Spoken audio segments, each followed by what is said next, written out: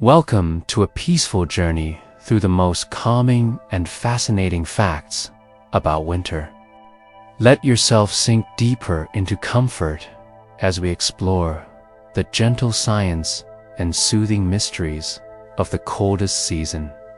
There's no need to focus too hard on any single word.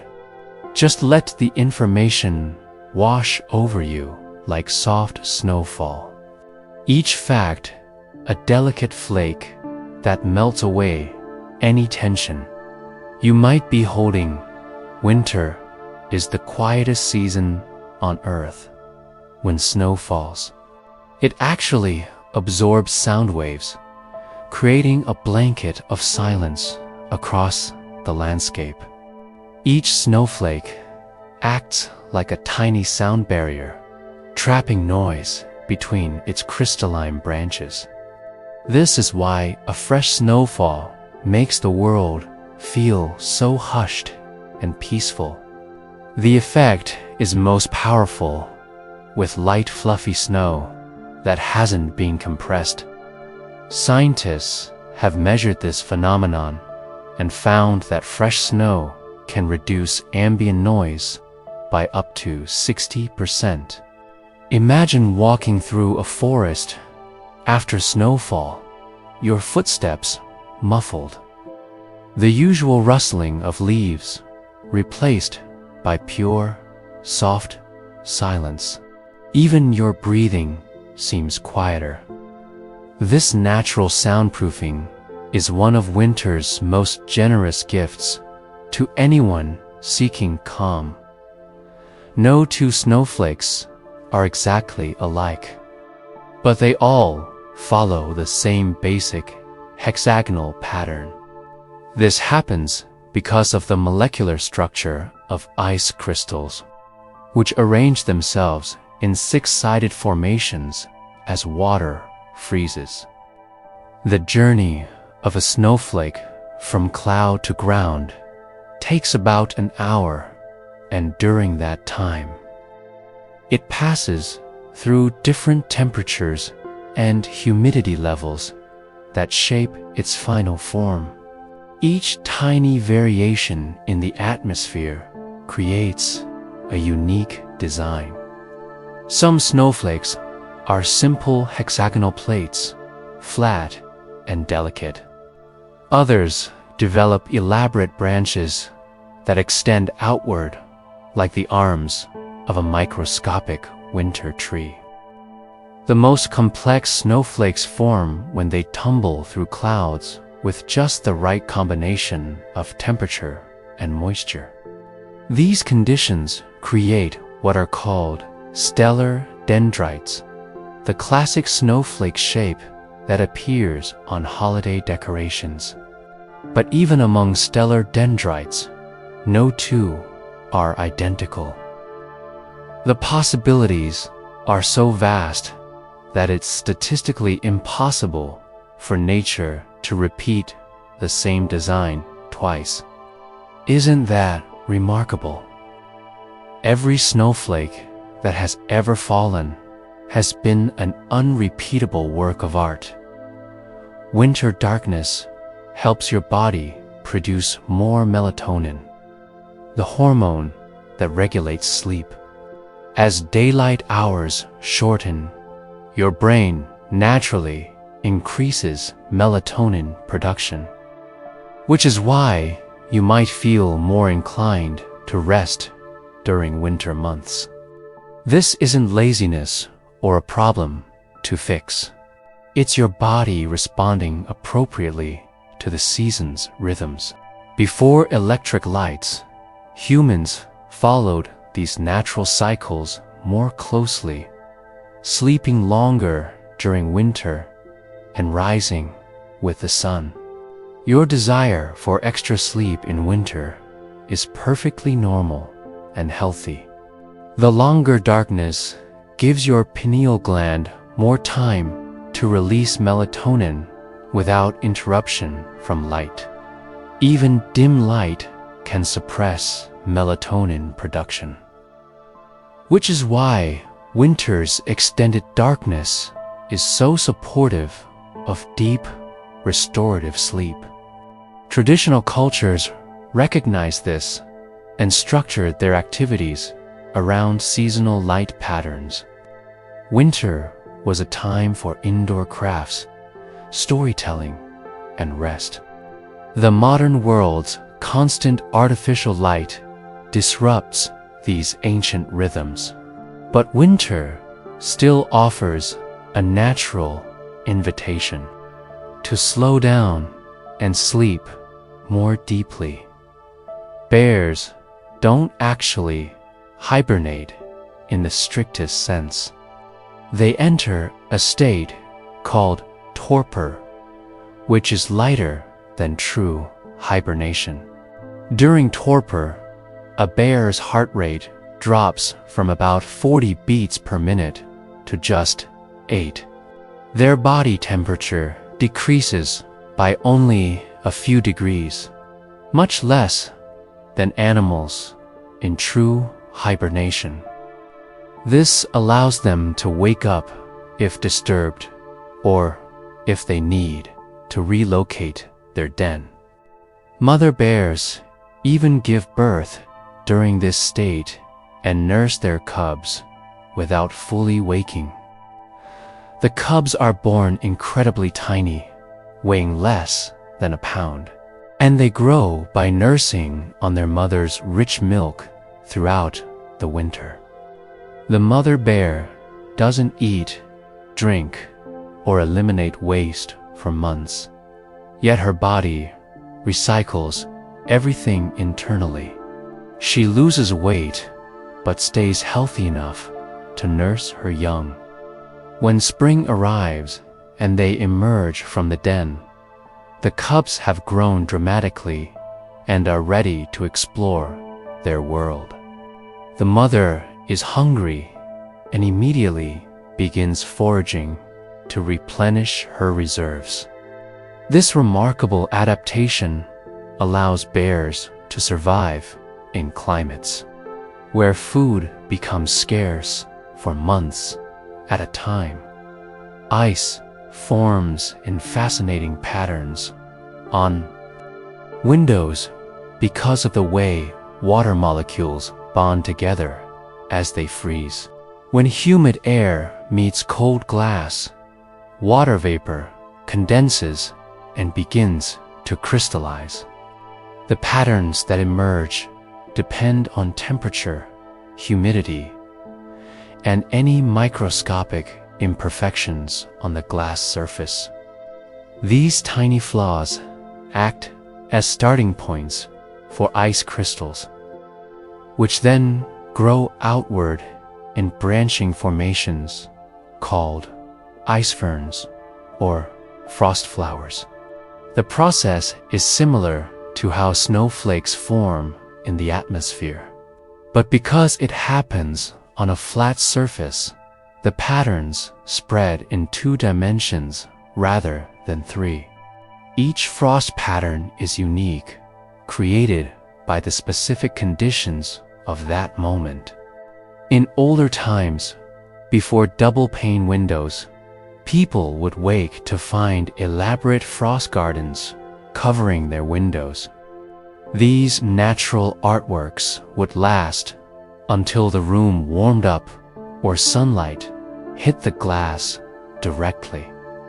Then they would melt away, leaving only water droplets behind. The patterns were entertainment and wonder for children on cold mornings, proof that nature creates beauty even in the simplest processes. The winter solstice is the shortest day of the year, but it's also a turning point. After the solstice, days gradually begin to lengthen again. Ancient peoples celebrated this moment because it represented the return of light. Even though the coldest weather usually comes after the solstice, the light itself starts its slow journey back. The winter solstice has been important to human cultures for thousands of years. Stone monuments like Stonehenge were built to mark this astronomical event with precision. People gathered to witness the exact moment when the sun reached its lowest point and began its return. This turning point in the seasonal cycle brought hope during the darkest time of year. The knowledge that light would increase, even by just a few minutes each day, was deeply comforting. Many winter festivals and holidays cluster around the solstice for this reason. They celebrate light, renewal, and the promise that winter won't last forever. The Earth's tilt and orbit around the sun create this annual cycle, a cosmic rhythm that has repeated for billions of years and will continue long after we're gone. Snowflakes fall at different speeds, depending on their shape and size. The lightest, most delicate crystals drift down slowly at about 1 or 2 miles per hour. These are the ones that seem to hang in the air, swirling in even the gentlest breeze. Larger, denser snowflakes fall faster, sometimes reaching speeds of up to 9 miles per hour. But even the fastest falling snow is gentle compared to rain. This slow descent is part of why snow feels so calming to watch. Each flake performs a tiny dance on its way to the ground, spinning and tumbling through the air. The path isn't straight, but meandering, influenced by air currents and the flake's shape. If you've ever tried to catch snowflakes on your tongue, you've experienced this graceful descent firsthand. The flake appears above you, drifts closer, then suddenly veers to one side before perhaps returning to your path. Finally, it lands with no sensation at all, immediately beginning to melt on your warm skin. This gentle arrival is very different from the percussive impact of rain. Snow accumulates quietly, flake after patient flake, building up into something substantial through countless tiny additions. Winter birds fluff their feathers to trap warm air close to their bodies. This creates an insulating layer that can keep them comfortable even in freezing temperatures. A small bird, like a chickadee, weighing less than half an ounce, can survive nights when temperatures drop well below zero.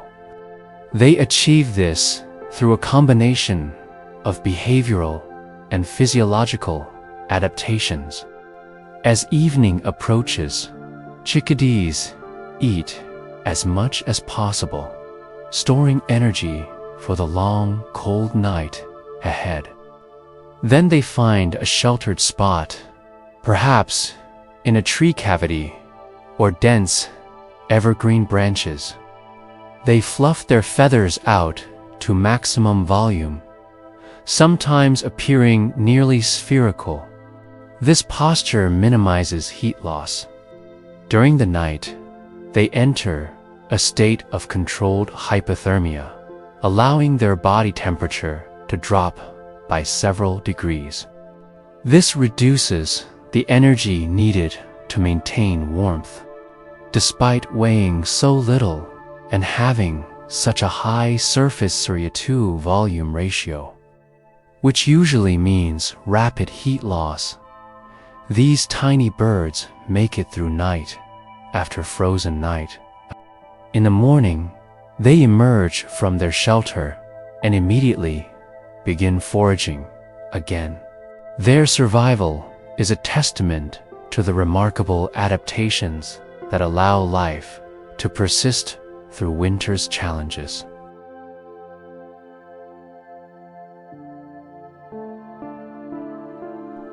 The color of snow is affected by the angle of sunlight. Fresh snow appears pure white in full daylight because it reflects almost all visible light. But at sunrise or sunset, snow can take on pink, orange, or purple hues as it reflects the warm colors of the low sun. In the shade, snow often looks blue because it's reflecting the blue sky above. This blue tint is also visible in the deep shadows of a snowbank or in crevasses in glacial ice. The phenomenon occurs because of how light scatters through the crystalline structure of snow and ice. Red light penetrates deeper and is absorbed, while blue light is scattered back toward your eyes. These color shifts happen gradually, so you might not notice them unless you're really paying attention. But once you become aware of snow's subtle colors, you'll see them everywhere. The deep blue shadows stretching across a white field at dusk. The golden glow on snow-covered peaks in early morning. The way fresh powder seems almost silver under overcast skies. Snow is never just white. It's a canvas that displays every nuance of available light. Winter lakes freeze from the top down rather than the bottom up. And this quirk of physics is essential for aquatic life. Water is most dense at 4 degrees Celsius. As surface water cools below this temperature, it becomes less dense and rises to the top. Eventually, the surface water reaches 0 degrees and freezes, forming ice that floats. This ice layer insulates the water below, preventing the entire lake from freezing solid. Fish, plants, and other organisms continue living in the liquid water beneath the ice. The ice cover actually provides protection from the coldest air temperatures above. Even when air temperature drops far below freezing, the water under the ice remains at or slightly above 0 degrees. In very deep lakes, the bottom water may stay at 4 degrees all winter, the temperature where water is heaviest. Life slows down under winter ice, but doesn't stop. Fish become less active to conserve energy. Turtles bury themselves in the muddy bottom and enter a state similar to hibernation. Aquatic plants die back but leave seeds or roots that'll sprout when spring returns. The frozen surface transforms the lake into a different world, one that's dark and quiet, but still very much alive. Every winter storm is unique, but all follow basic patterns of atmospheric physics. A winter storm begins when cold air masses collide with warm, moist air. The warm air rises rapidly because it's less dense than the cold air. As it rises, it cools, and the water vapor it carries condenses into clouds. If temperatures are cold enough, this moisture falls as snow instead of rain. The strength of the storm depends on several factors, including the temperature difference between the air masses, the amount of moisture available, and the speed of the winds. A gentle snowfall occurs when these factors are moderate. Blizzards develop when they're extreme. The swirling winds of a blizzard pick up snow from the ground and mix it with falling snow, creating whiteout conditions where visibility drops to near zero. After the storm passes, the sky often clears completely, revealing brilliant sunshine and blue sky. This dramatic shift from chaos to calm is characteristic of winter weather. The storm exhausts itself, having dumped all its moisture, and high pressure moves in behind it, bringing stable, clear conditions. The world looks utterly transformed, covered in fresh snow that sparkles in the sunlight. Icicles form when snow on a roof melts during the day and refreezes at night. The melting usually happens because heat escapes through the roof, warming it above freezing even when the air temperature is below zero. Water trickles down to the roof's edge where it's colder, and there it begins to freeze. As more water flows down and freezes, the icicle grows longer. The shape of an icicle is determined by the rate of water flow and the temperature. A slow, steady drip creates long, thin icicles with smooth surfaces. Faster flow produces thicker icicles with ridges. Some icicles develop ripples along their length, marking changes in drip rate or temperature during formation. Icicles can grow quite large if conditions remain steady for days or weeks. They catch sunlight beautifully, acting like natural prisms that split light into rainbows. But despite their beauty, large icicles can be dangerous. Their weight can damage gutters, and when they fall, they're heavy and pointed. People have been injured by falling icicles, which is why it's wise to knock them down when they get too large. Still, there's something magical about seeing a row of icicles hanging from a roofline, each one glittering in winter sun. The boreal forest, also called the taiga, is the largest land biome on Earth, and it experiences the longest winters. This forest stretches across northern Canada, Alaska, Scandinavia, and Russia in an almost continuous belt around the planet. Winter in the boreal forest can last 8 months or more. Temperatures regularly drop to -40 degrees or colder. Life here has adapted to these extreme conditions in remarkable ways. The trees are primarily conifers, like spruce, fir, and pine. Their needle-shaped leaves reduce water loss, and their conical shape helps shed heavy snow. Many animals that live here grow thick winter coats. The snowshoe hare develops white fur for camouflage and wide furry feet that let it walk on top of snow without sinking. Lynx, which prey on snowshoe hares, also develop wider paws in winter.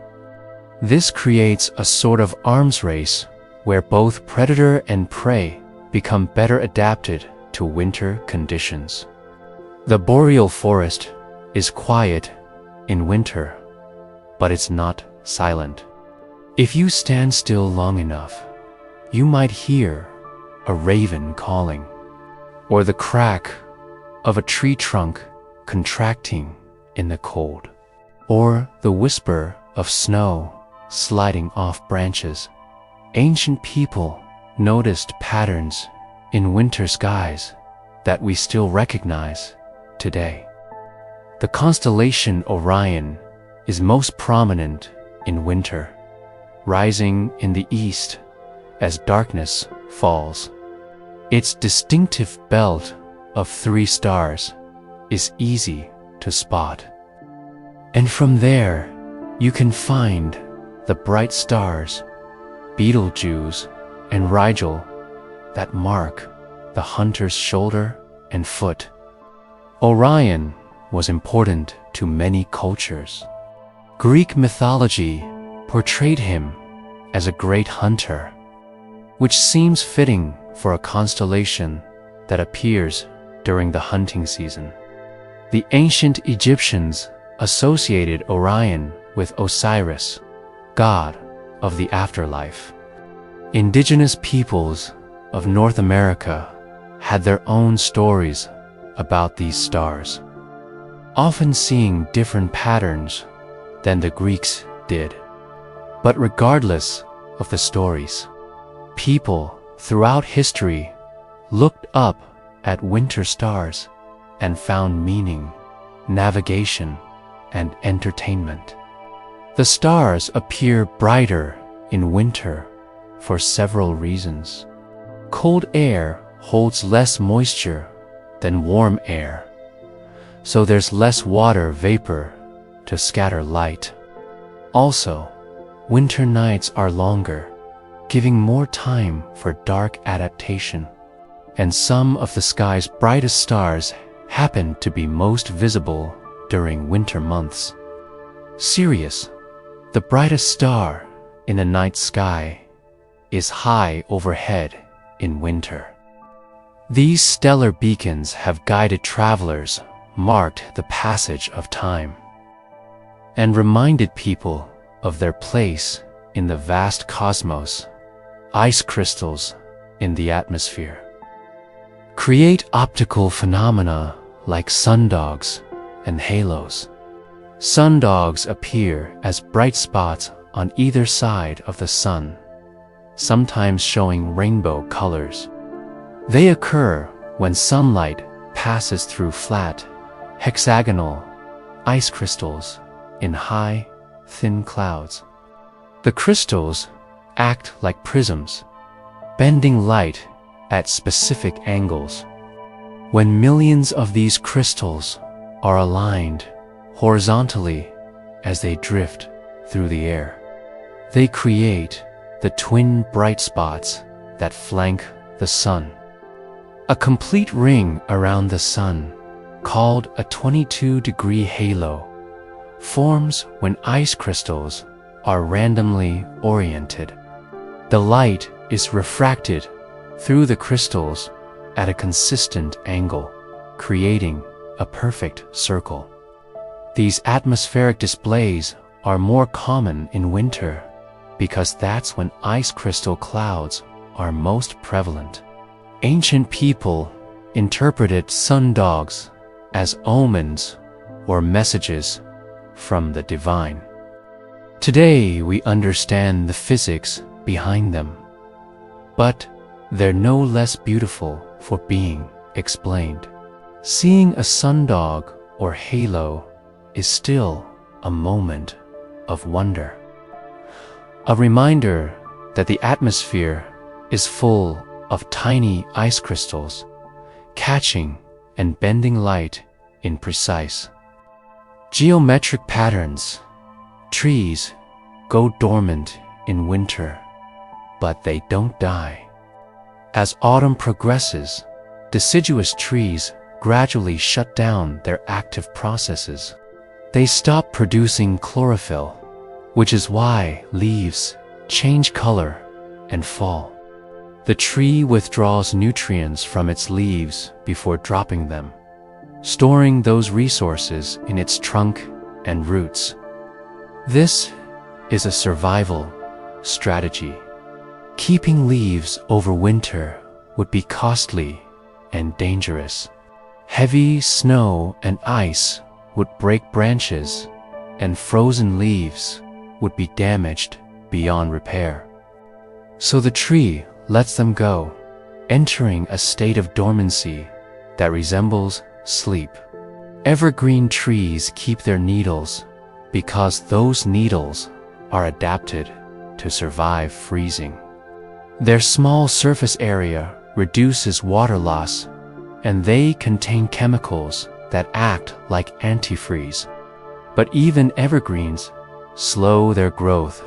All trees experience winter dormancy as a kind of rest period. Their metabolism slows, their sap thickens, and they wait patiently for spring. Inside their buds, next year's leaves and flowers are already formed in miniature, waiting for the right signals of warmth and light to emerge.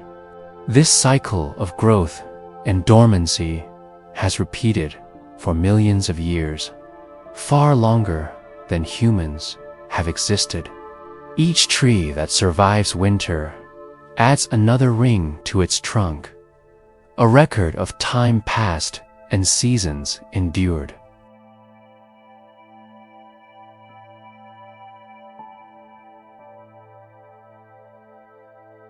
Winter winds have names in different cultures, each reflecting the character of these cold air masses. The Mistral in France is a strong, cold northwesterly wind that blows down the Rhine Valley. The Bora in the Adriatic is a fierce downslope wind that can reach hurricane strength. In North America, the Chinook is a warm wind that flows down the eastern slopes of the Rocky Mountains, capable of raising temperatures by 40 degrees in just hours. These winds shape winter experiences in profound ways. The Mistral is so reliable that it influenced architecture in southern France, where houses were built with few windows facing northwest. The Chinook brings sudden relief from winter's grip, melting snow and creating muddy conditions that early settlers called Chinook puddles. Each wind has its own personality, recognized by people who live with it season after season. The wind is invisible but undeniable, a force that shapes landscapes and lives. Frost forms directly from water vapor in the air, without going through a liquid phase first. This process is called deposition, and it's the reverse of sublimation. When humid air meets a surface that's below freezing, water vapor molecules attach directly to that surface as ice crystals. The patterns frost creates are endlessly varied and intricate. On grass, frost forms delicate needles that stand perpendicular to each blade. On leaves, it outlines every vein and edge with crystalline precision. On windows, as we mentioned earlier, it creates those elaborate fern-like patterns. The beauty of frost is that it makes visible the invisible. Water vapor is always in the air around us, but we can't see it until conditions are right for it to transform into these temporary works of art. A hard frost can coat an entire landscape, transforming it into something that looks sugar-dusted or enchanted. Then the sun rises, temperatures climb above freezing, and the frost vanishes, returning to invisible vapor. This daily transformation is one of winter's most reliable magic tricks. The phenomenon of lake effect snow creates some of the heaviest snowfalls on Earth. It occurs when cold air moves across warmer lake water. The lower layer of air warms and picks up moisture from the lake surface. This moisture-laden air rises rapidly when it reaches the colder land on the far shore, forming clouds that dump enormous amounts of snow in narrow bands.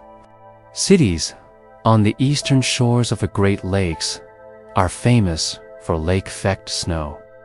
Buffalo, Syracuse, and other communities can receive several feet of snow in a single storm when conditions align perfectly. The snow is often localized, meaning one neighborhood might be buried while an area just a few miles away receives almost nothing. Lake effect snow usually comes in bands that stay remarkably stationary for hours. If you're under the band, snow falls intensely and continuously. Just outside the band, skies might be partly cloudy. This creates strange contrasts where you can watch a wall of snow falling just down the street while you stand in sunshine. Lake effect snow continues until the lakes freeze over, cutting off the moisture source, or until the air masses change and stop flowing across the lakes from the right direction. Ptarmigans are birds that change their plumage with the seasons, growing white feathers in winter for a camouflage against snow. In summer, their feathers are mottled brown to blend with tundra vegetation. This remarkable adaptation requires growing an entirely new set of feathers twice a year. The transformation doesn't happen instantly, but gradually over several weeks.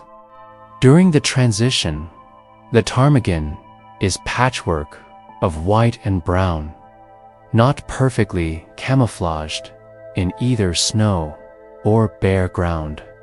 But this vulnerable period is relatively brief. Ptarmigans also grow feathers on their feet in winter, creating natural snowshoes that help them walk on powder without sinking. These foot feathers are so effective that ptarmigan tracks look unusual, more like small round impressions than the typical bird footprint with distinct toes.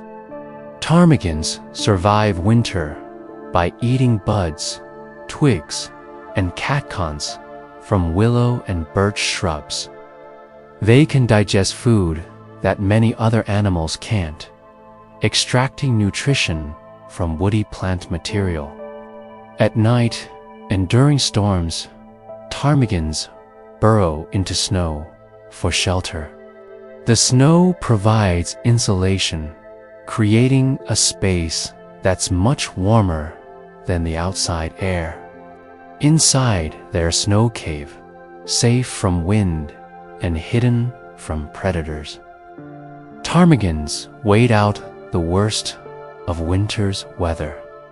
Glaciers are rivers of ice that flow downhill incredibly slowly, usually just inches per day. They form in places where more snow falls each winter than melts each summer.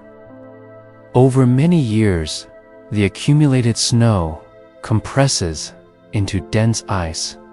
When the ice becomes thick enough, usually at least 100 feet, it begins to move under its own weight. The ice at the bottom of a glacier is under tremendous pressure and becomes slightly plastic, allowing it to flow. The surface of the glacier moves faster than the bottom, which is slowed by friction against the ground. This differential movement creates crevasses, deep cracks in the glacier's surface. Glaciers sculpt the landscape as they move, grinding away rock and carrying debris. When they eventually melt or retreat, they leave behind distinctive landforms like U-shaped valleys and piles of rocky debris called moraines. Most glaciers today are remnants from the last ice age, which ended about 12,000 years ago. They're slowly melting as the planet warms, but they still hold about 69% of Earth's fresh water. If all glaciers melted, sea levels would rise dramatically. But for now, these ancient ice flows continue their patient journey downhill. Monuments to winter extended across millennia. The science of snowflakes was pioneered by a farmer from Vermont named Wilson Bentley, who became the first person to successfully photograph individual snow crystals. In the late 1800s, Bentley attached a camera to a microscope and captured thousands of snowflake images. He worked in an unheated shed so the snowflakes wouldn't melt, carefully transferring them to glass slides. His photographs revealed the incredible complexity and variety of snow crystal forms. Bentley's work proved that snowflakes really are hexagonal and that each one is unique. He published his photographs and observations, advancing both science and art. Today, scientists use high-speed cameras and electron microscopes to study snow crystal formation in even greater detail. But Bentley's images remain beautiful and scientifically valuable. His dedication to capturing the fleeting beauty of snowflakes has inspired generations. He spent winter after winter in his cold shed, carefully selecting and photographing individual flakes before they melted. He called snowflakes tiny miracles of beauty and devoted his life to documenting them. His story reminds us that careful attention to small things can reveal extraordinary wonders. Animals that stay active through winter have various strategies for finding food when it's scarce. Squirrels bury caches of nuts in fall, then relocate them in winter using their excellent spatial memory and sense of smell. A single squirrel might create hundreds of small caches scattered across its territory. They don't remember every cache, and some nuts are never recovered.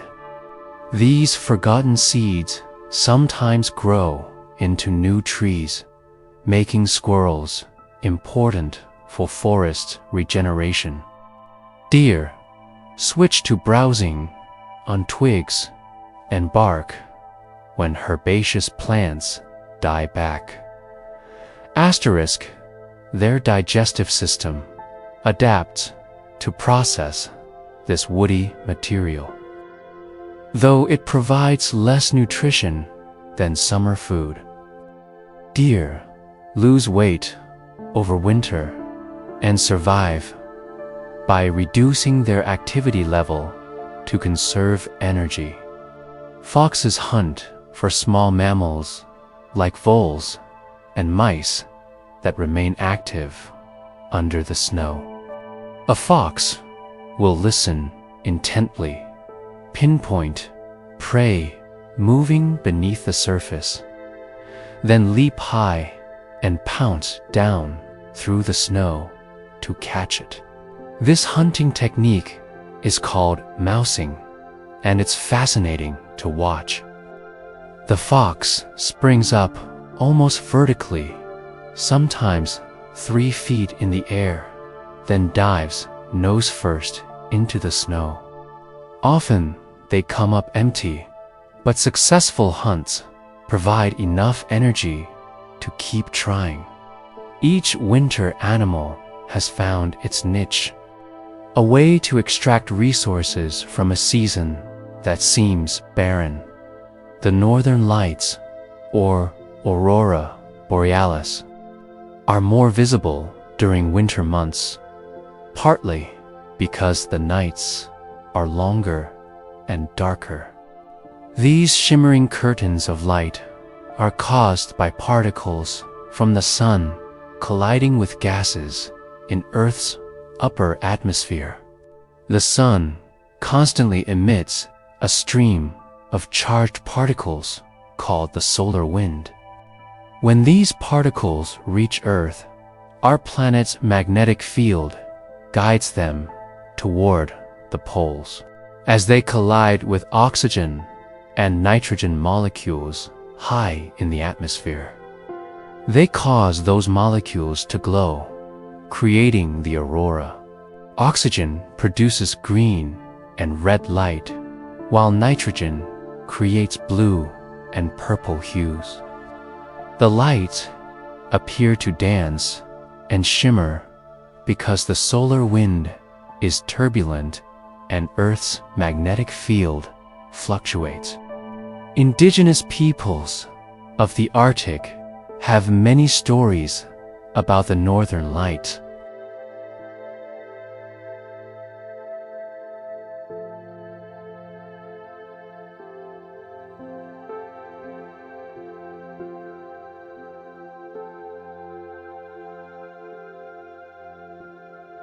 Some believed they were spirits of ancestors dancing in the sky. Others saw them as omens or messages. Scientists have studied the aurora for centuries, gradually piecing together the physics behind the phenomenon. But understanding the mechanism doesn't diminish the awe of witnessing these lights. Standing in the frozen darkness, watching green ribbons ripple across the sky, remains one of winter's most profound experiences. Snow acts as an insulating blanket for the ground beneath it. A deep snow cover prevents soil from freezing as deeply as it would if bare.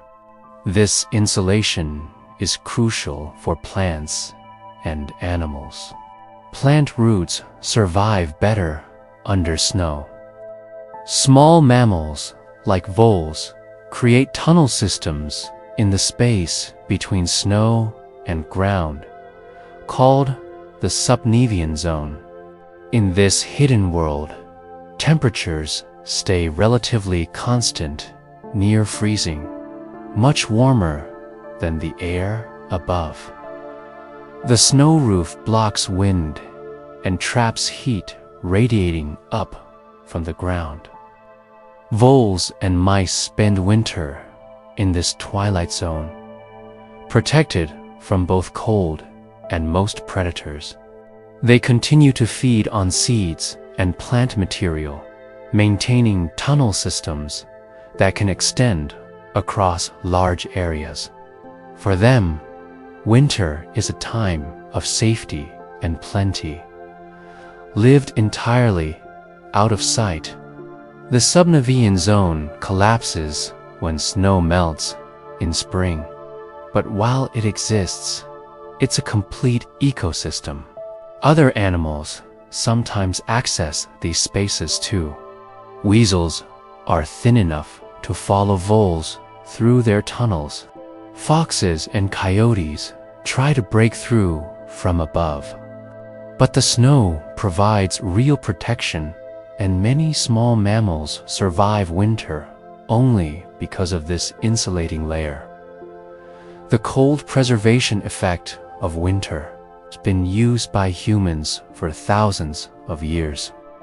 Before refrigeration, winter was the time for slaughtering livestock because meat could be kept frozen outdoors.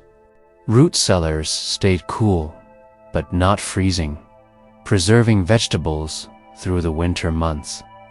Ice was cut from frozen lakes and rivers, packed in sawdust, and stored in ice houses where it would last well into summer. This ice harvest was a major industry before electric refrigeration. Whole communities would participate, sawing blocks of ice from frozen lakes, hauling them out with horses, and stacking them in insulated buildings. The work was cold and dangerous, but the ice was valuable. It kept food fresh, cooled drinks, and preserved medicines. Some ice would be shipped to distant cities, even to other countries. The ice trade connected winter landscapes to summer markets in surprising ways. Today, we take refrigeration for granted, but it's worth remembering that winter's cold was once humanity's primary way of preserving food. The season's harsh temperatures became a valuable resource, proof that people can find benefits even in difficult conditions. Hoarfrost is a type of frost that forms feathery crystals much larger than typical frost. It occurs when supercooled water droplets in fog freeze directly onto surfaces. The droplets hit and immediately crystallize, building up layers of ice crystals that extend outward from the surface. Hoarfrost can create spectacular scenes, coating trees and fences with thick accumulations of white, feathery ice. Each twig becomes decorated with delicate spikes of frost extending in every direction. The effect is like the tree has been dipped in white frosting. Hoarfrost is more common in areas where cold temperatures meet moisture, such as near unfrozen rivers or lakes. The water evaporates into the cold air, creating fog, and then freezes onto everything it touches. A hoarfrost can persist for days if temperatures stay below freezing. Eventually, wind might knock it off, or rising temperatures will melt it. But while it lasts, hoarfrost transforms ordinary landscapes into scenes from a fairy tale. Photographers love hoarfrost for the dramatic images it creates. With every detail of bark and branch outlined in white against dark backgrounds. Polar bears are the largest land carnivores, and they're perfectly adapted for Arctic winter. Their fur is actually transparent, not white. Each hair is a hollow tube that reflects light, making the bear appear white against snow. The hollow hairs also provide insulation by trapping air. Beneath their fur, polar bears have black skin that absorbs heat from sunlight. They have a thick layer of blubber for additional insulation. Their huge paws distribute their weight, letting them walk on thin ice that would break under a heavier predator. The paws also have rough pads and sharp claws for traction on ice. Polar bears are excellent swimmers, capable of swimming for hours across open water between ice floes.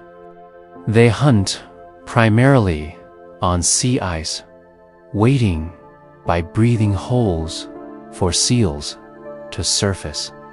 A polar bear's sense of smell is extraordinarily keen, able to detect seals under several feet of snow and ice. They're patient hunters, sometimes waiting motionless for hours. When a seal appears, the bear strikes with explosive speed and power. Polar bears eat primarily seal blubber, which provides the high-calorie diet they need. A single seal can sustain a bear for days. These magnificent animals are symbols of the Arctic, perfectly evolved for a life on ice in one of Earth's harshest environments. The winter solstice has been celebrated across cultures for thousands of years, marking the symbolic death and rebirth of the sun. Ancient Romans celebrated Saturnalia, a festival of feasting and gift-giving. Northern European peoples celebrated Yule, lighting fires and bringing evergreen boughs indoors as symbols of life persisting through winter. These traditions recognize a fundamental truth about this solstice. It's a turning point, the moment when days stop getting shorter and begin to lengthen. This astronomical event is caused by Earth's axial tilt. As our planet orbits the sun, the tilt causes different hemispheres to receive more or less direct sunlight. At the winter solstice, the northern hemisphere is tilted furthest away from the sun, creating the shortest day and longest night. Then the cycle reverses. Light returns incrementally, a few minutes more each day. Ancient peoples tracked this cycle carefully because it governed their lives. Planting, harvesting, and survival depended on understanding seasons. The solstice was deeply meaningful, a promise that winter wouldn't last forever. Today, we understand the astronomy completely, but the symbolism remains powerful.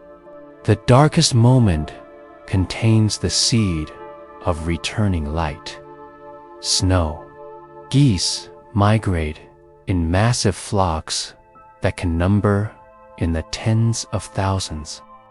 They breed in the Arctic tundra during the brief summer, then fly south for winter.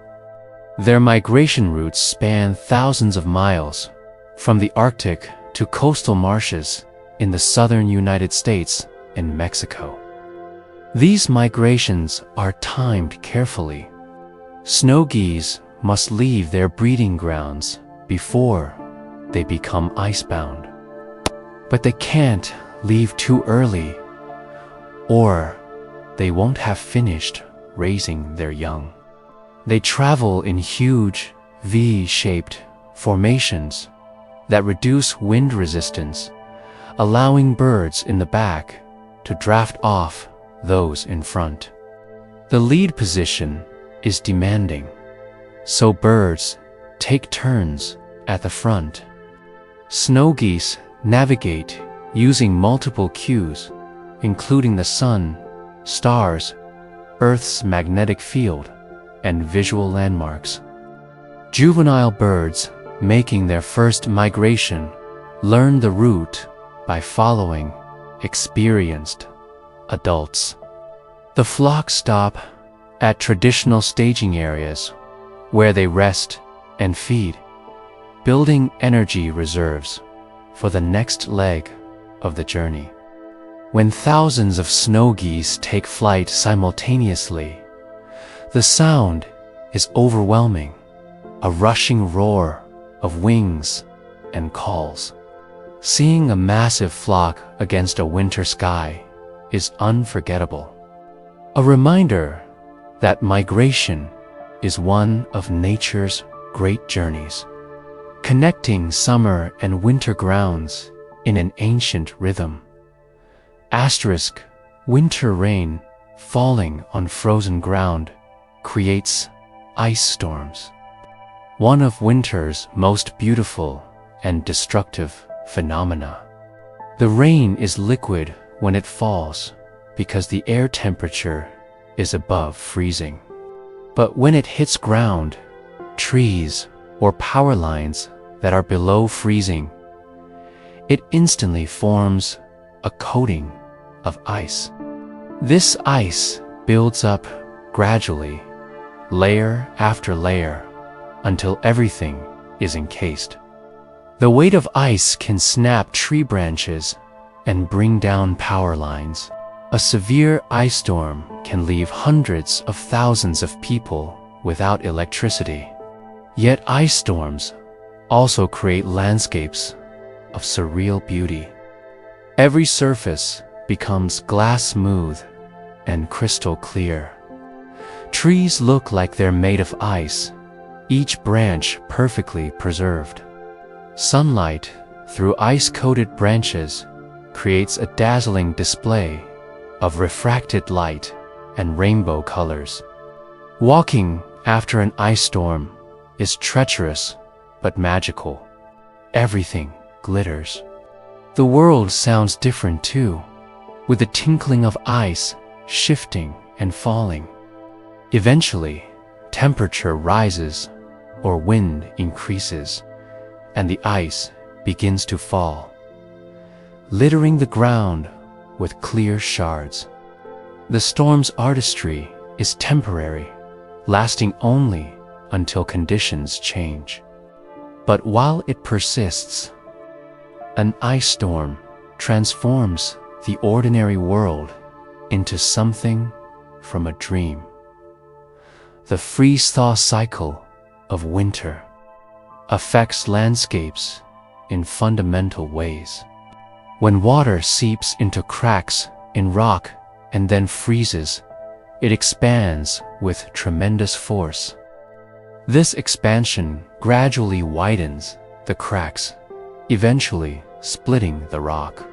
Over many cycles, large boulders can be broken into smaller pieces. This process, called frost wedging, is a major force in erosion. It works on human infrastructure too, creating potholes in roads and cracking concrete.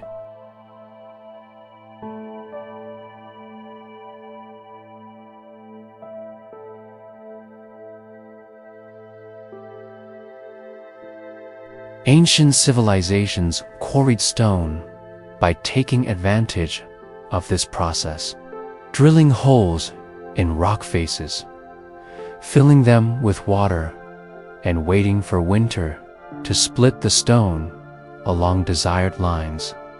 Soil also undergoes freeze-thaw cycles.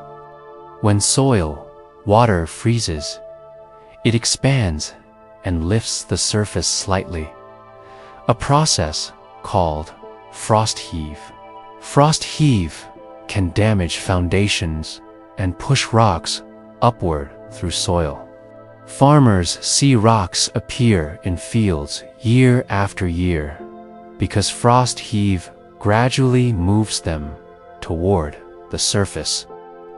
The power of freezing water is easy to underestimate because the process is slow and the force is invisible, but it's relentless and immense, constantly reshaping the physical world.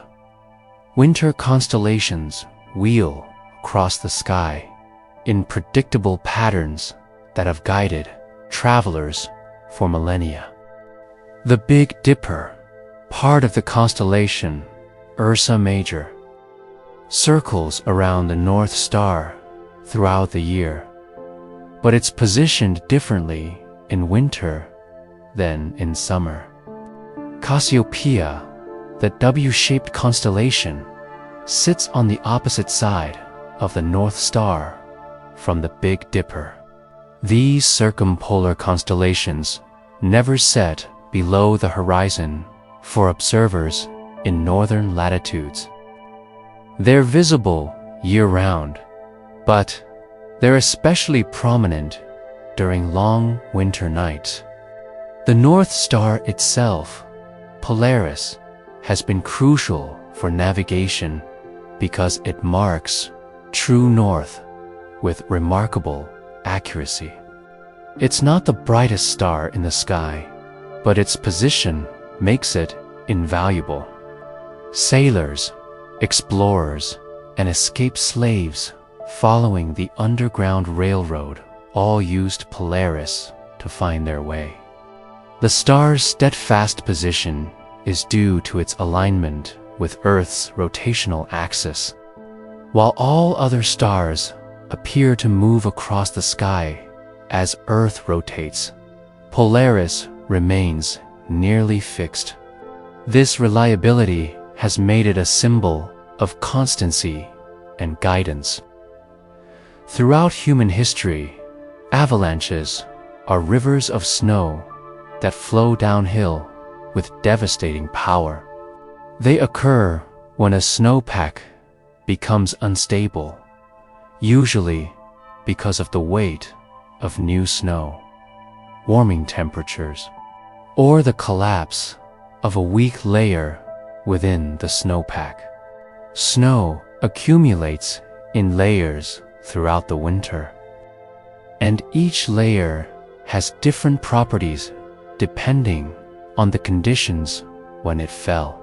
Sometimes a weak layer forms, perhaps from surface hoar that got buried by subsequent snowfall. This weak layer acts like ball bearings, allowing the layers above it to slide. When an avalanche releases, it can accelerate to speeds over 80 miles per hour. The moving snow behaves like a fluid, flowing around obstacles and filling gullies. Large avalanches generate powerful air blasts that can destroy forests even beyond the snow's path. The sound of an avalanche has been compared to continuous thunder or a freight train. People caught in avalanches describe being tumbled violently, unable to determine which way is up. Snow behaves almost like concrete once an avalanche stops, setting up hard and compact. This makes rescue extremely difficult and time-critical. Mountain communities and ski areas carefully monitor avalanche conditions, sometimes triggering controlled avalanches to release unstable snow before it can slide naturally. The science of avalanche forecasting has advanced considerably, but avalanches remain one of winter's most dangerous phenomena. Hibernating animals experience dramatic physiological changes that seem almost impossible. A ground squirrel's body temperature can drop to just above freezing. Its heart rate falls from over 200 beats per minute to just 5. It breathes only a few times per hour. In this state, the animal's metabolism slows to a tiny fraction of normal, allowing it to survive months without eating. But hibernation isn't constant sleep. Every week or two, the animal spontaneously warms up to normal body temperature, a process that takes several hours and burns significant energy. Scientists aren't entirely sure why this periodic warming is necessary, but it seems to be essential for survival. Some researchers think it allows the animal to sleep normally for a period. Others suggest it's needed for immune system function or to clear metabolic waste products. After warming for about 12 to 24 hours, the animal cools back down into hibernation. This cycle repeats throughout winter.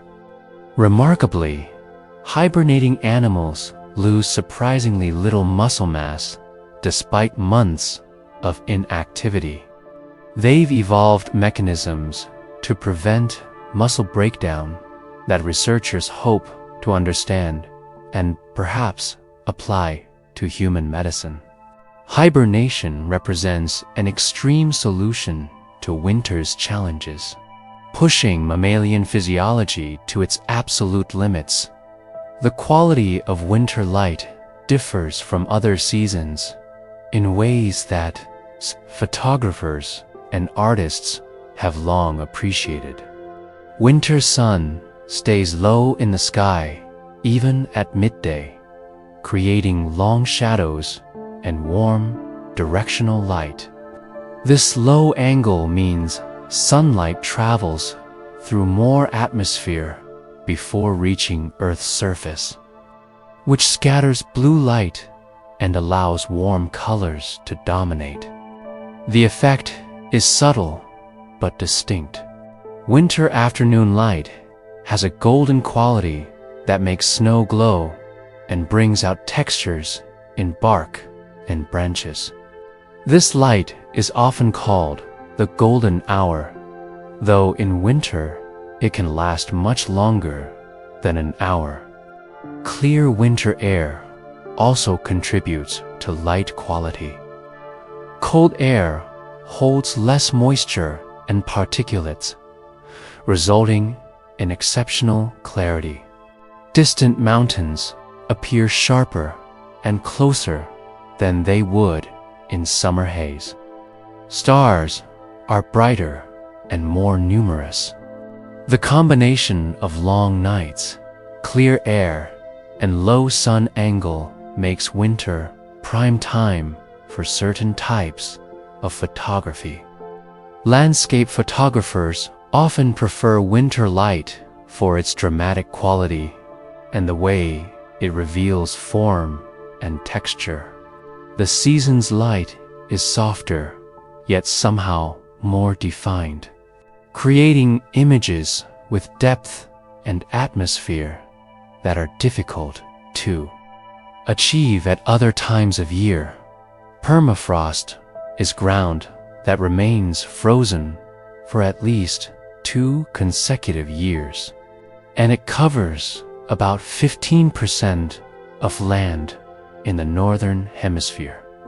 In some areas, permafrost extends hundreds of feet deep, a legacy of past ice ages. The active layer, the top portion of soil that thaws each summer, may be only a few feet deep. Below that, everything remains frozen solid. Building on permafrost requires special techniques, because structures can't have heated basements that would melt the frozen ground beneath them. Houses are often built on stilts or posts that extend down to the permafrost with open space beneath the floor. This prevents heat from the building from thawing the ground, which would cause saddling and structural damage. Roads and pipelines present similar challenges. The Trans-Alaska Pipeline is built above ground on supports for much of its length to avoid melting permafrost. Permafrost contains organic material that's been frozen for thousands of years. As global temperatures rise and permafrost thaws, this organic matter decomposes, releasing carbon dioxide and methane. Scientists are deeply concerned about this feedback loop, where warming causes thaw, which releases greenhouse gases, which causes more warming. Permafrost also preserves prehistoric remains with remarkable fidelity. Woolly mammoth carcasses have been found with flesh, hair, and even stomach contents intact after tens of thousands of years in the deep freeze.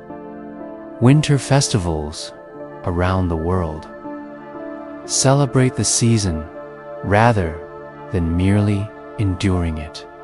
The Quebec Winter Carnival features ice sculpture competitions, snow baths, and parades. Japan's Sapporo Snow Festival showcases massive snow and ice sculptures that are true works of art. These festivals recognize that winter, despite its challenges, offers unique opportunities for celebration and community.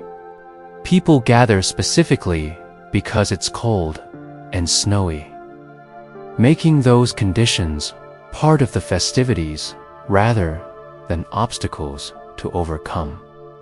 Ice hotels are constructed each winter in Sweden, Canada, and other cold regions. Artists carve rooms, furniture, and decorations entirely from ice and snow. Guests sleep on beds made of ice, topped with reindeer hides and thermal sleeping bags. The hotels melt completely each spring and are rebuilt the following winter, making each year's design unique and temporary. This embrace of winter's ephemeral beauty reflects a philosophy of living with seasons rather than against them. Winter festivals often incorporate light displays, recognizing that darkness is part of the season's character. Thousands of candles, lanterns, or electric light transform winter landscapes into magical nighttime experiences. These celebrations acknowledge winter's reality while creating warmth, light, and community in the midst of cold and dark.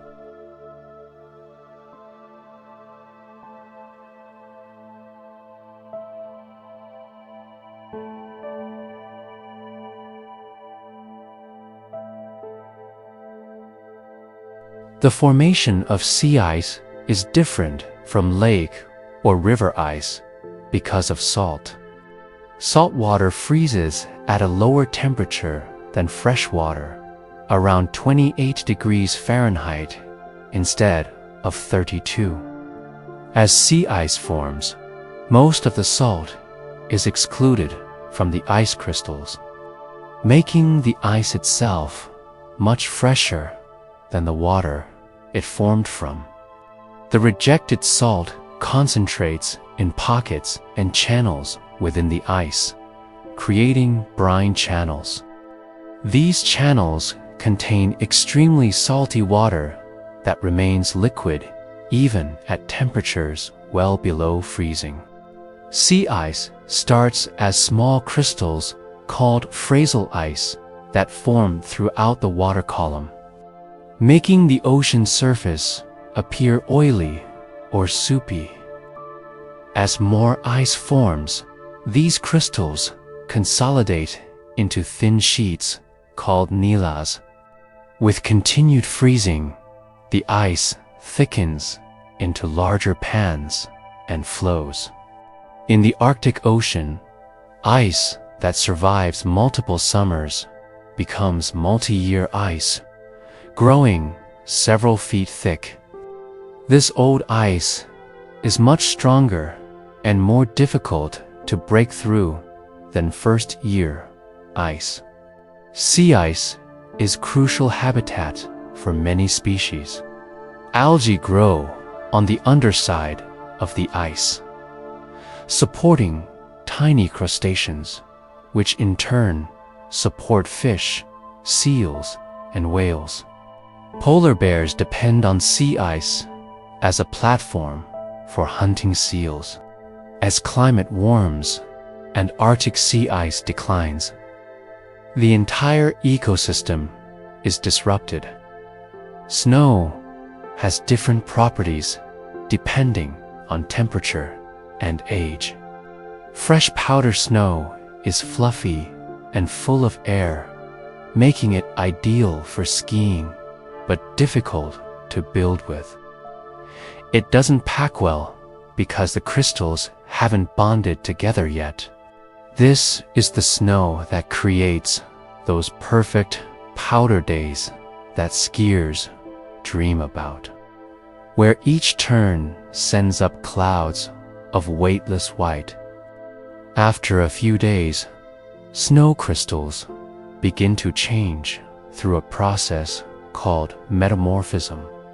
The delicate branches of stellar dendrites break off, leaving simpler, rounder grains. This settled snow is denser and more cohesive. It's better for building snowmen and snow forts because it packs and sticks together. Very old snow, compressed by the weight of additional snowfall, becomes granular and dense, almost like ice. This is névé, the intermediate stage between snow and glacial ice. Each type of snow behaves differently, and experienced winter travelers learn to recognize these differences. Skiers talk about powder, crud, crust, and corn snow, each type requiring different techniques.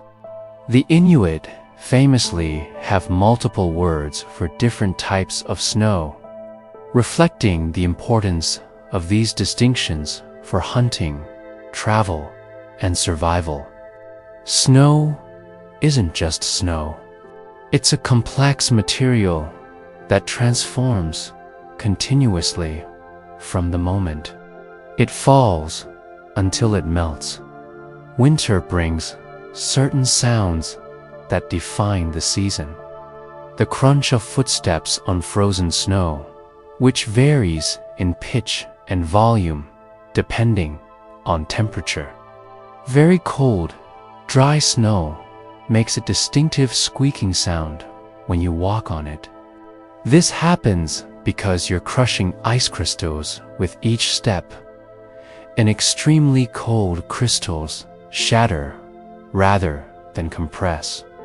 The crack and boom of expanding ice on frozen lakes, sometimes loud enough to startle people miles away.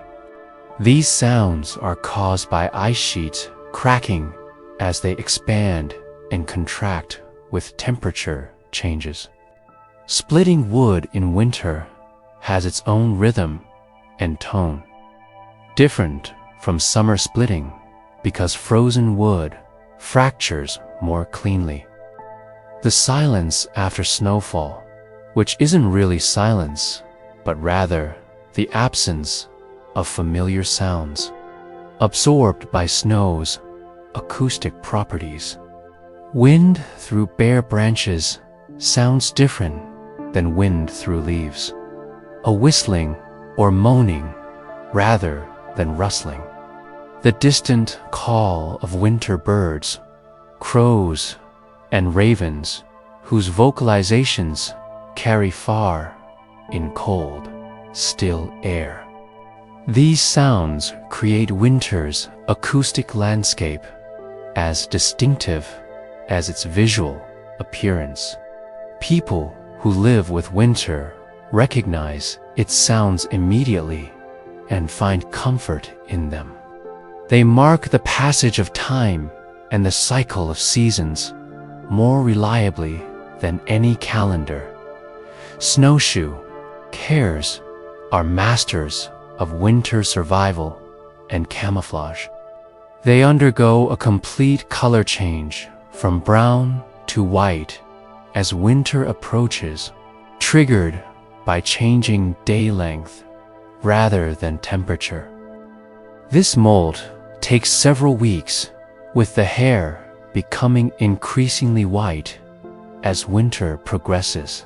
The timing usually matches snow cover well, providing camouflage against predators. However, climate change is disrupting this timing in some areas, leaving white hairs exposed on bare ground or brown hairs visible against snow. Snowshoe hares get their name from their large hind feet, which spread their weight and allow them to stay on top of snow.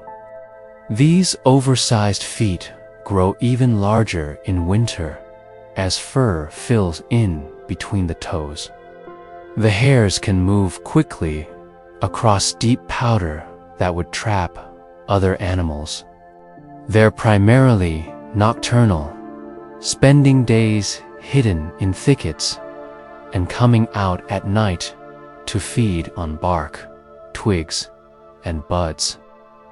Despite their adaptations, snowshoe hares are prey for many predators, including lynx, foxes, coyotes, great horned owls, and hawks. Their population follows a roughly 10-year cycle, booming and then crashing in a pattern that's been documented for over a century. The lynx population cycle follows the hare cycle closely, as lynx depend heavily on hares for food. This predator-prey relationship is one of ecology's most studied examples of population dynamics. Winter's cold causes materials to contract, and this thermal contraction creates interesting effects. Metal becomes brittle at very low temperatures, which is why certain steels aren't suitable for Arctic use. The Titanic's hull plate may have been more brittle because of cold water temperatures, making them more likely to shatter on impact with the iceberg. Railroad tracks contract in winter, which is why they're laid with small gaps that allow for thermal expansion and contraction. Without these gaps, rails could buckle in summer heat or pull apart in winter cold. Power lines sag more in summer heat and draw taut in winter cold. A difference that utility companies must account for in their installations. Even the Eiffel Tower is measurably shorter in winter than summer, shrinking by several inches as the metal contracts. Water pipes are at risk in winter because water expands when it freezes, but the pipes themselves contract. This combination can lead to burst pipes, one of winter's most common household disasters. The solution is to keep pipes warm, or, if that's not possible, to drain them before freezing occurs. These thermal effects are usually subtle, but they're always present, affecting everything from infrastructure to the natural world. The darkness of winter affects human physiology and psychology in measurable ways. Reduced sunlight exposure decreases vitamin D production, as this vitamin is synthesized in skin in response to ultraviolet light. Many people in northern latitudes have vitamin D deficiency by late winter. Some individuals experience seasonal affective disorder, a type of depression linked to reduced sunlight. The condition is real and can be severe, though it lifts naturally when spring arrives and days lengthen. Treatment often involves light therapy, where people sit near bright lights that mimic sunlight for a period each day. This exposure helps regulate circadian rhythms and improve mood. Traditional cultures adapted to winter darkness in various ways. Scandinavian countries embrace hygge, a concept of coziness and contentment associated with warm fires, candlelight, and time spent with loved ones. The idea is to make darkness comfortable rather than something to fight against. This cultural adaptation recognizes winter's reality while creating rituals that bring light, warmth, and social connection during the darkest months. Modern life, with its electric light and climate control, has somewhat severed our connection to seasonal rhythms, but our bodies still respond to winter's darkness. And acknowledging this can help us adapt more gracefully to the season's demands. Asterisk, icicle caves form along coastlines and lake shores where waves splash against cliffs and freeze. Each wave adds a new layer of ice, gradually building elaborate, frozen formations. These ice caves are temporary, lasting only as long as temperatures stay below freezing and waves continue to splash and freeze. They create magical grottos, decorated with icicles, frozen waterfalls, and translucent ice walls. Light filtering through the ice creates ethereal blue and green tones. Exploring ice caves is popular but dangerous. The ice is constantly changing, and formations can collapse without warning. Caves that are safe one day may be hazardous the next if temperatures fluctuate.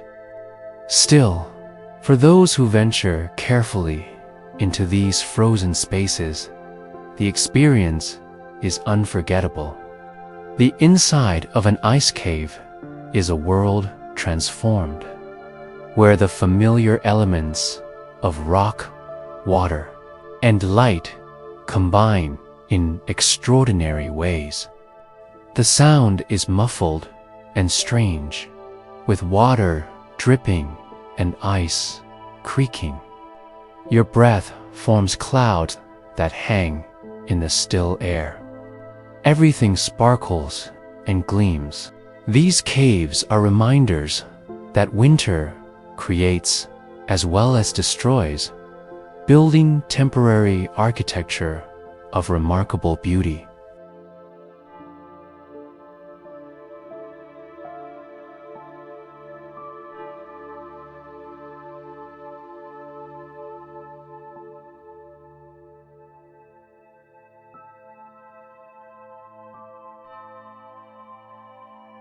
Snow rollers are rare phenomena where wind rolls snow into cylindrical shapes, creating natural snow sculptures.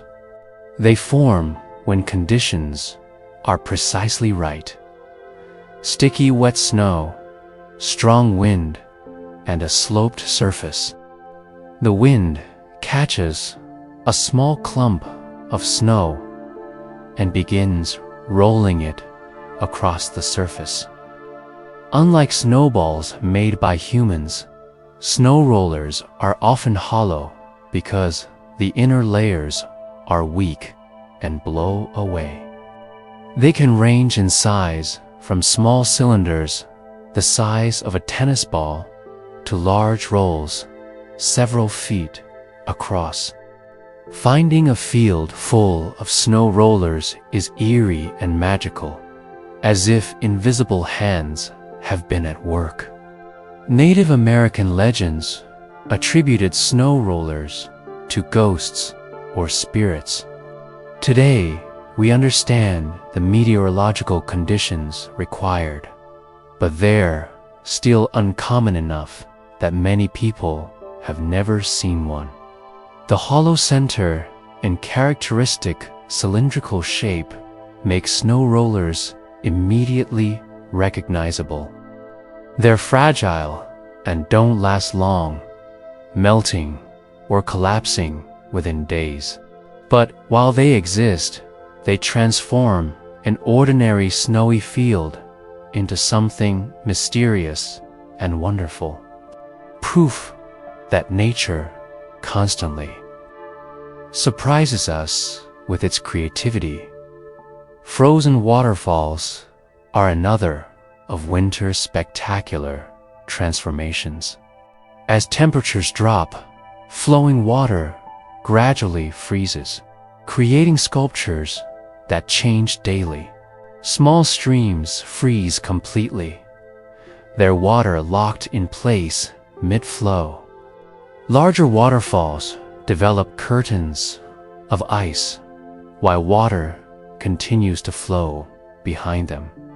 Ice climbers seek out frozen waterfalls as challenging and beautiful routes.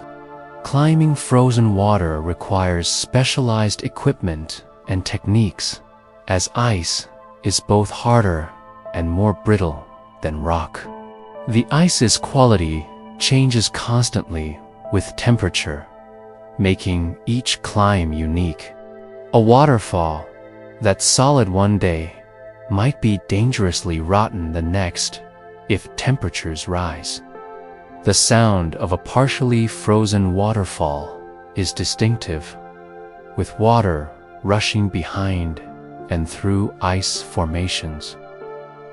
Close to the falls, spray freezes instantly in cold air, coating nearby surfaces with intricate ice formations.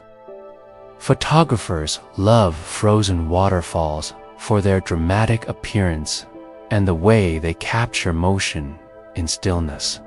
A frozen waterfall is water's energy made visible and then paused. A moment of dynamic flow held in suspended animation until warmth returns. Winter fog creates landscapes that feel dreamlike and otherworldly. When cold air settles over warmer water or ground, moisture condenses into tiny droplets suspended in the air. This fog can be so thick that visibility drops to just a few feet. Walking through dense fog is a unique sensory experience. Sounds become muffled and directionless. Familiar places seem foreign and mysterious. Objects emerge from the whiteness gradually, as if materializing from nothing. Trees appear as dark shadows, their branches dissolving into gray. Fog droplets freeze on surfaces, creating rime ice, a white coating of frozen fog that covers everything it touches. Rime ice is different from frost, forming feathery deposits that point into the wind. Mountain summits often accumulate heavy rime ice that transforms trees into white sculptures. The weight can become so great that branches break. After the fog lifts, the rime-covered landscape sparkles in sunshine. Every surface decorated with delicate white crystals. Fog adds to winter's sense of mystery and quiet, softening edges and reducing the world to simple shapes and muted colors. The winter solstice traditions around the world share common themes of light triumphing over darkness. In ancient Persia, people celebrated Yalda night, the longest night of the year, by staying awake until dawn, eating fruits and nuts, and reading poetry. The Irish built Newgrange, a passage tomb aligned so that sunlight penetrates to its inner chamber only at winter solstice sunrise. For 17 minutes, light floods the dark inner chamber, an event that still occurs over 5,000 years after the monument's construction. In Japan, the winter solstice is marked by taking hot baths with yuzu citrus fruit, believed to ward off winter illness. Scandinavia celebrates St. Lucia's Day with processions led by a girl wearing candles in her crown, bringing light to the darkness. These traditions recognize the profound human relationship with light. They acknowledge winter's power while celebrating the certainty that light will return. Modern celebrations continue this tradition, lighting candles, decorating with light, and gathering together. These actions create warmth and brightness during the darkest time, turning winter solstice from a moment of maximum darkness into a celebration of hope and renewal. Ice fishing is a winter tradition that combines patience, skill, and appreciation for frozen landscapes. Anglers drill holes through ice and drop lines into the water below, hoping to catch fish that remain active even in near-freezing water. Fish metabolism slows in cold water, making them less active, but they still feed. Ice fishers often use small shelters that protect them from wind and cold. These range from simple windbreaks to elaborate heated shanties with chairs, heaters, and electronics. The sport requires understanding where fish gather under ice, which isn't always obvious.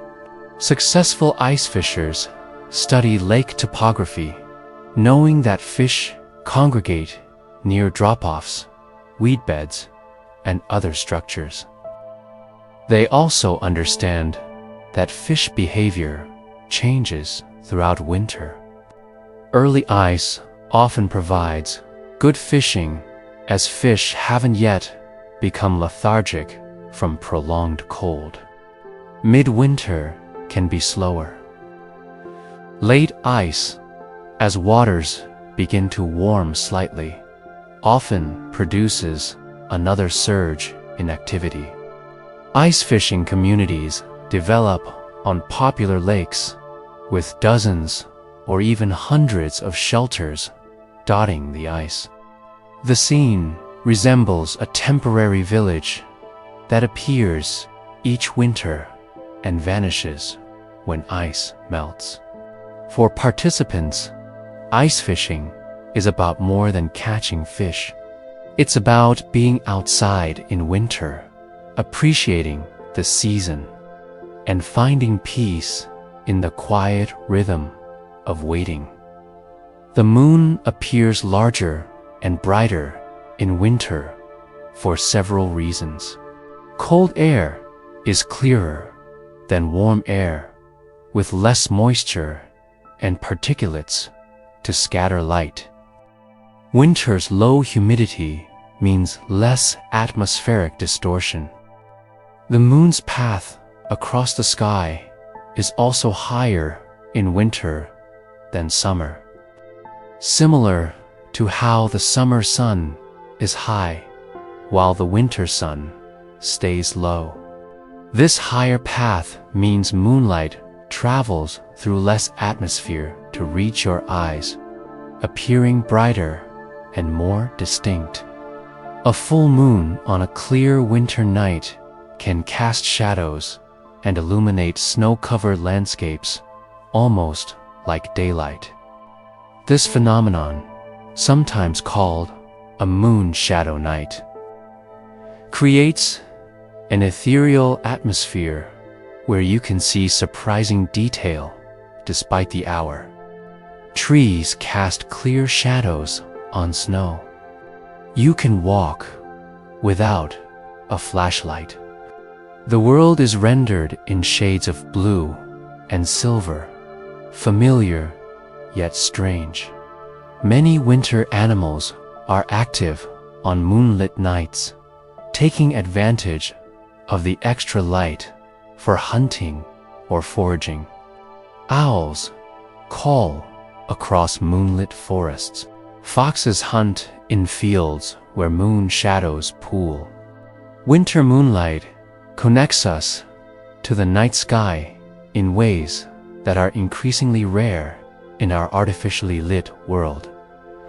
Glacial ice has a distinctive blue color that becomes visible in thick ice or compressed glacier ice.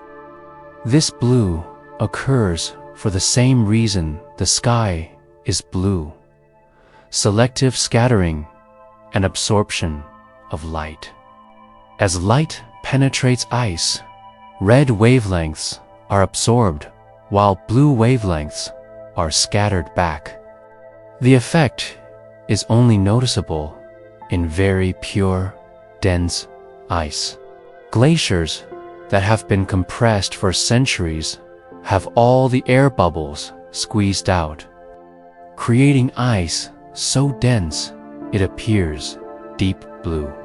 Crevasses in glaciers reveal this color dramatically, with walls of solid blue ice descending into darkness.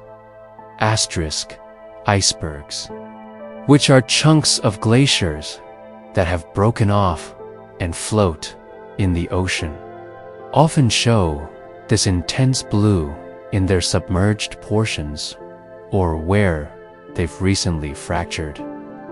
The blue of glacier ice is one of nature's most striking colors, a shade that seems almost artificial in its intensity. Standing before a wall of blue glacial ice is a profound experience. You're looking at water that fell as snow centuries or millennia ago, compressed by time and weight into something ancient and permanent seeming. Though glaciers themselves are always moving, always changing, winter storms have a life cycle that forecasters learn to recognize. A storm begins as a disturbance in the atmosphere, often where different air masses meet. As warm air rises over cold air, it cools and its moisture condenses, forming clouds. If conditions are right, the storm intensifies, drawing in more moisture and energy. Wind begins to increase. Barometric pressure drops. Clouds thicken and lower. Snow begins to fall, lightly at first, then with increasing intensity. The heart of the storm features the heaviest snowfall, strongest winds, and lowest visibility. This can last for hours or even days, depending on the storm's size and movement. Eventually, the storm begins to weaken. It runs out of moisture, or it moves away from the conditions that were fueling it. Snowfall tapers off. Winds decrease. Clouds begin to break up, revealing patches of blue sky. The transition from storm to calm can be remarkably quick. Within an hour, conditions might shift from near whiteout to brilliant sunshine. The storm's passage leaves the world transformed, buried under fresh snow. Branches bowed with weight, familiar landscapes made strange by accumulation. Then comes the quiet work of recovery, shoveling, digging out, and gradually returning to normal life. The thermodynamics of snow are complex and fascinating. Snow is an excellent insulator because of the air trapped between crystals. This is why igloos work as shelters and why animals burrow into snow for protection. The thermal conductivity of snow depends on its density. Light, fluffy powder insulates better than dense, wet snow. A layer of snow on the ground prevents heat from escaping from the soil beneath, which is why perennial plants and hibernating animals benefit from snow cover. But snow also reflects most incoming solar radiation, which is why it doesn't melt quickly even in sunshine. This high reflectivity is called albedo. Fresh snow can have an albedo of 90% or higher, meaning it reflects almost all the light hitting it. This is why you can get sunburned on a ski slope, even in winter. The reflected light is intense. Dark objects, by contrast, absorb solar radiation and heat up, which is why a dark rock in the snow will slowly melt the snow around it, creating a depression. Snow-covered regions actually cool the entire planet by reflecting solar energy back into space. As snow cover decreases due to climate warming, less energy is reflected, causing more warming in a feedback loop that concerns climate scientists. Certain plants bloom in winter, breaking our assumptions about the season. Witch hazel produces spidery yellow flowers that appear on bare branches, sometimes while snow is still on the ground. The flowers are frost-resistant and release their scent on warmer winter days. Hellebores, also called Christmas roses, bloom in late winter, their flowers pushing up through snow. These plants have adapted to fill an ecological niche when few other plants are flowering. Their winter blooms serve a purpose. The few pollinators that are active in winter have almost no competition for these early food sources. Winter blooming plants are often evergreen, keeping their leaves through winter so they can photosynthesize whenever conditions permit. Camellias in mild winter climates produce elaborate flowers throughout the cold months. Winter jasmine's bright yellow blooms appear on arching green stems. These flowers are reminders that life doesn't completely cease in winter. It persists, adapts, and even thrives in forms suited to the season. Finding a flower blooming in winter is always a small joy, an unexpected gift that breaks the monotony of gray and white. The silence of a winter forest is profound and restorative. With leaves gone, sounds that would be absorbed or scattered by foliage carry differently. Sounds become sharper and travel farther. Yet paradoxically, the forest feels quieter because many of the season's sounds are absent. No rustling leaves, no insect drone, fewer birds calling. Footsteps on snow are muffled unless the snow is frozen crusty, in which case each step produces a crisp crunch. Standing still in a winter forest, you might hear the sound of your own heartbeat, your breath, the blood moving in your ears. These sounds are always present, but usually masked by environmental noise. In winter's quiet, you become aware of them. A branch falling sounds startlingly loud. A deer moving through the forest is clearly audible from far away. This acoustic clarity makes the forest feel more open despite the tangle of bare branches. It's easier to hear approaching weather, too. The wind, rising in advance of a storm, announces itself from miles away, building gradually from a whisper to a roar. The winter forest is a place of clarity and stillness, where the world strips down to essentials. As winter progresses toward spring, subtle changes begin accumulating. Days lengthen by a few minutes each day, nearly imperceptible at first, but adding up. By late winter, the change is noticeable, with darkness arriving measurably later. Each week, the angle of sunlight shifts, climbing slightly higher each day. This increased angle brings slightly more warmth, even if air temperature remains cold. Snow begins to develop a crust from daytime melting and nighttime refreezing.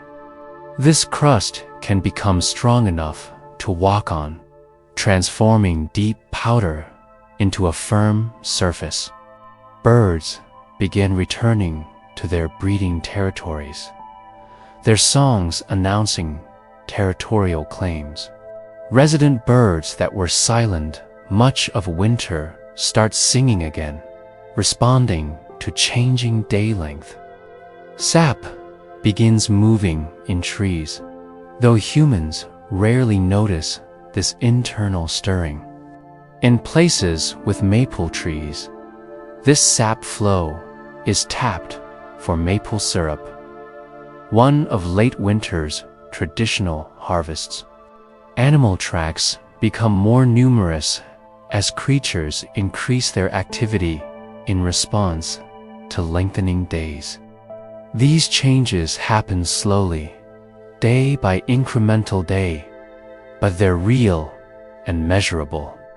Winter is slowly releasing its grip, though cold weather may return multiple times before spring truly arrives.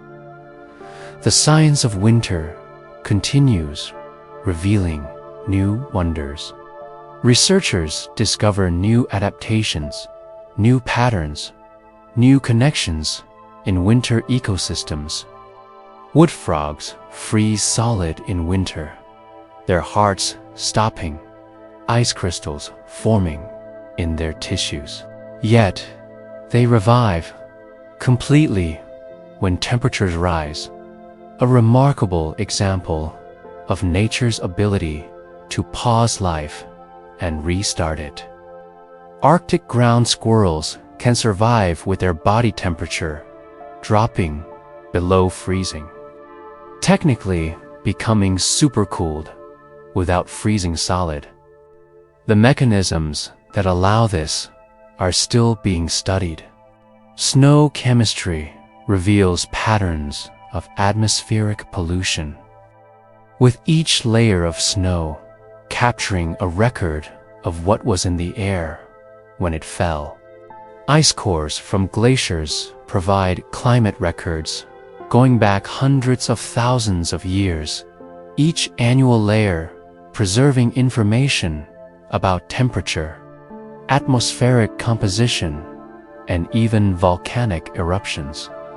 Winter insects like snow fleas are active on snow surfaces even when temperatures are well below freezing, producing antifreeze compounds that let them survive and thrive in conditions that would kill most creatures. The more we study winter, the more we discover about adaptation, survival, and the remarkable flexibility of life.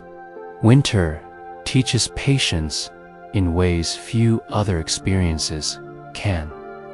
You can't rush winter. It arrives on its own schedule and leaves the same way.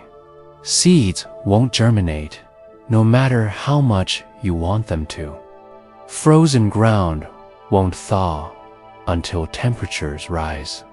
Snow will melt when it's ready, not before. This enforced waiting is difficult in our instant gratification culture, but it's also valuable. Winter reminds us that some processes can't be hurried, that waiting is sometimes the only option, that patience is often rewarded. Farmers learned this long ago. They prepared in fall, then waited through winter, trusting that spring would arrive. There was nothing to do but wait, maintain, and prepare. Modern life has insulated us from this seasonal rhythm, but winter still offers its lessons to those who pay attention. The patience of a tree, dormant through months of cold, conserving energy until the right moment to bud. The patience of a bear, sleeping through months, trusting its body's ability to sustain itself. The patience of the earth itself, tilting through space, moving through its eternal cycle of seasons.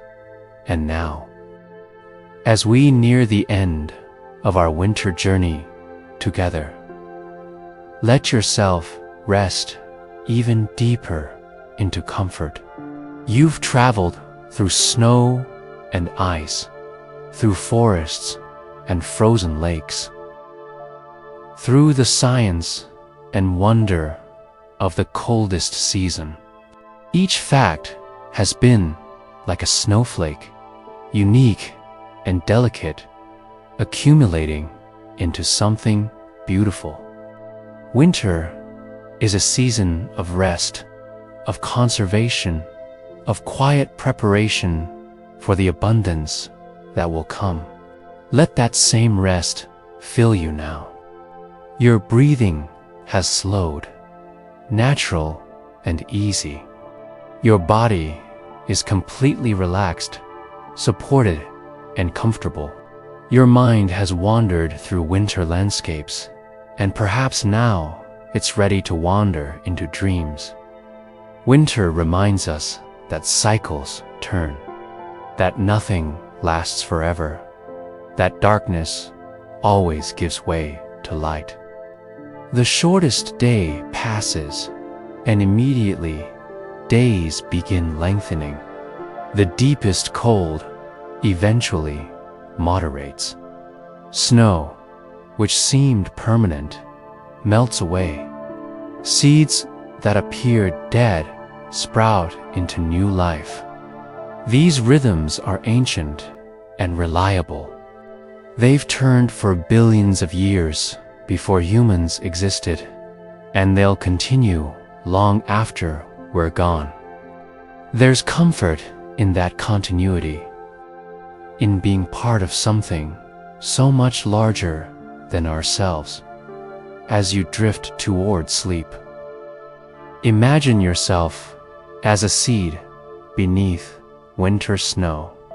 You're protected, insulated, resting. The cold can't harm you. You're exactly where you need to be, waiting patiently for your moment. Energy is being conserved, strength is building, and when the time is right, you'll emerge renewed. But for now, there's only rest, only quiet, only the gentle darkness of winter night, peaceful and complete.